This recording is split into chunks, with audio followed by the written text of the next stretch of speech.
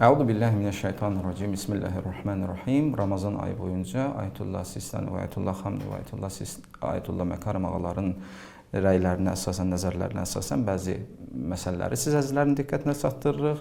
Bu məsələlərdən biri də yaşlı şəxslərin oruc tutması məsələsidir. Alimlərimiz buyururlar ki, əgər bir kişi və qadın yaşlı halda olarsa və oruc tutmaq ona həddindən artıq məşəqqət yaradarsa, yəni dözülməz halətə, yəni oruc tutmaq onlarda adətən, yəni bu cür nə halət yaradır, yəni məşəqqətə salır, yəni oruc tutmaq onlara çətin olur.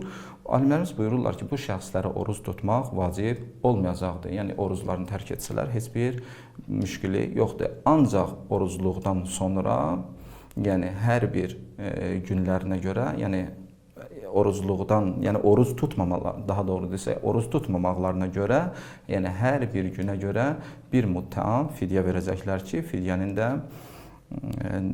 məsələlərində inşallah fidyənin hansı miqdarda və nələrdən ibarət olmasını siz əzizlərə çatdıracağıq. Buyururlar ki, bu şəxs yəni fidyə verəcəkdir. Və həmçinin bu şəxs, yəni yaşlı şəxsin orucluqdan sonra, yəni Ramazan ayı bitdikdən sonra əgər özlərini rahat hiss eləyərlərsə, yaxşı hiss eləyərlərsə, oruc tuta bilərlərsə, yəni oruc qüdrəti onlara qayıdarsa necə?